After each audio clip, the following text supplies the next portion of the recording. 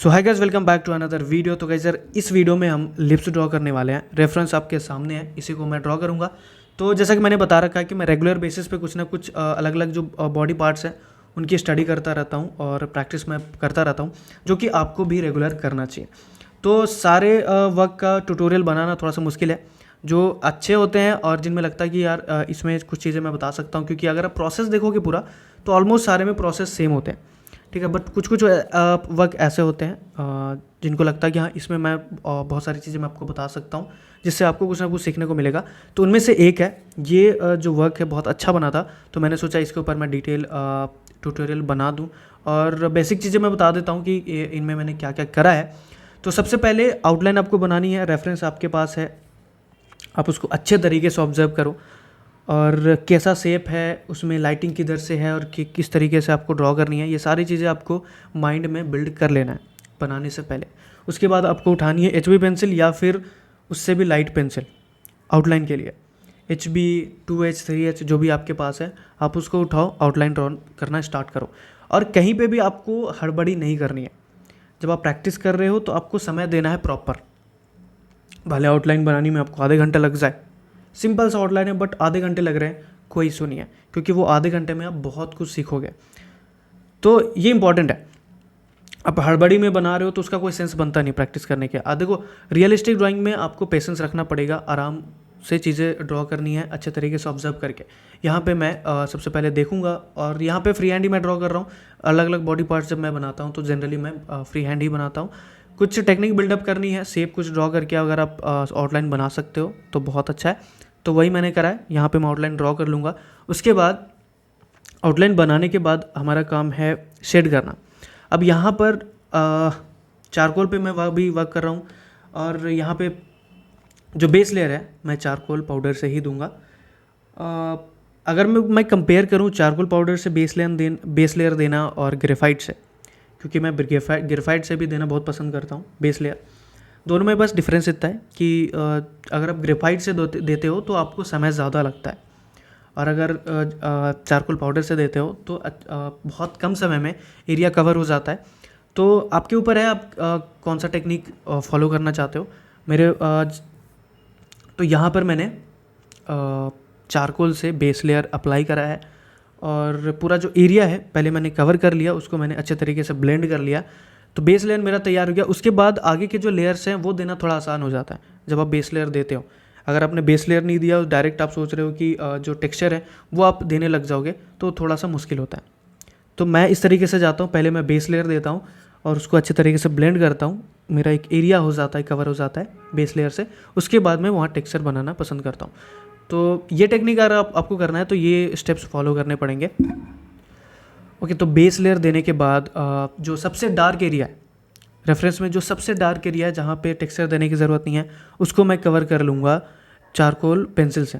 Soft grade की charcoal pencil किसी भी ब्रांड का है, कोई इशू नहीं है, आप वहाँ पे अप्लाई कर दो। उसके बाद हम धीरे धीरे बाकी जो एरियाज़ हैं उसमें हम धीरे धीरे लेयर बाय लेयर डार्क जाने की कोशिश करेंगे। जो मैंने यहाँ पे पूरा डार्क कर दिया उसको मैं ब्लेंड करके थोड़ा सा बाकी के जो एरियाज़ है उसको डार्क करने की कोशिश करूँगा, क्योंकि अगर आप एकदम से डार्क करते हो तो वहाँ पे पैचेज आ जाते हैं, अच्छे तरीके से मिक्स होता नहीं है। तो अगर उस चीज़ से आप बचना चाहते हो तो आपको लेयर बाय लेयर जाना है। अगर आप चारकोल यूज़ कर रहे हो तब भी, हाँ, हालांकि अगर आप चारकोल यूज़ कर रहे हो तो आपको थोड़ा सा कम लेयर पे भी काम हो जाता है। उसी जगह पे अगर आप ग्रेफाइट यूज़ करोगे तो ज़्यादा लेयर ऐड करने पड़ते हैं। तो यहाँ पर फिर भी 2-3 लेयर तो हमें ऐड करने ही पड़ेंगे अगर हमें टेक्सचर अच्छा चाहिए तो।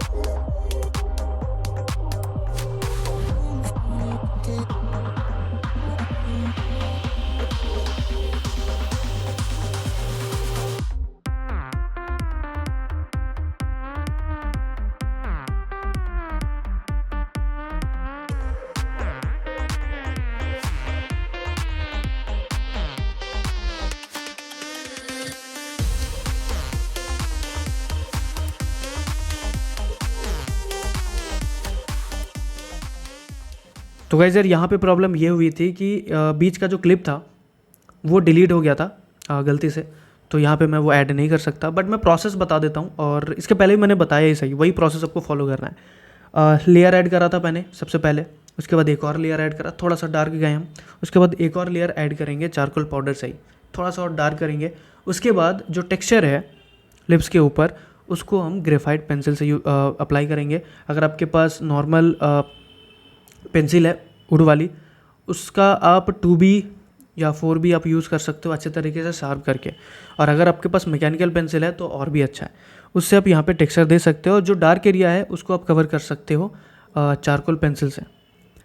तो यहाँ पे मैंने वही करा है, लेयर बाय लेयर मैं थोड़ा सा डार्क गया हूँ, जिस तरीके का टेक्सचर जहाँ पे चाहिए था वो मैंने अप्लाई करने की कोशिश करी है।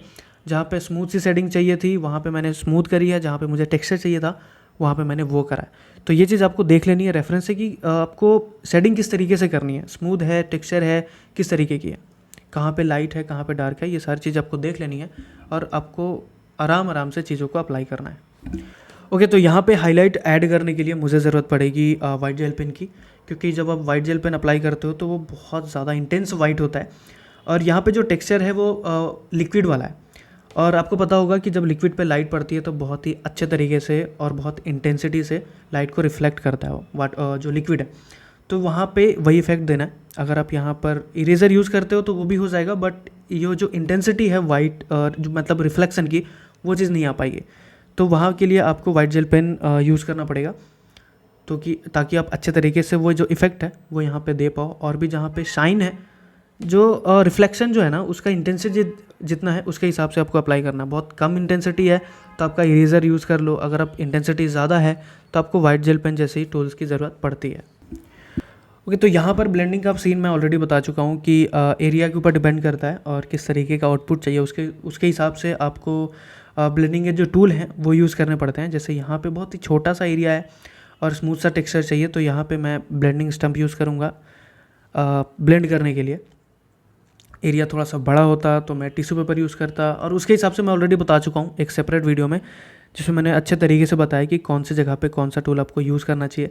तो इसके हिसाब से एरिया आपको डिसाइड कर लेना। हर एक चीज़ को एकदम स्टेप बाय स्टेप बताना पॉसिबल नहीं होता है, आपको अच्छे तरीके से ऑब्जर्व कर लेना है और खुद डिसाइड करना है।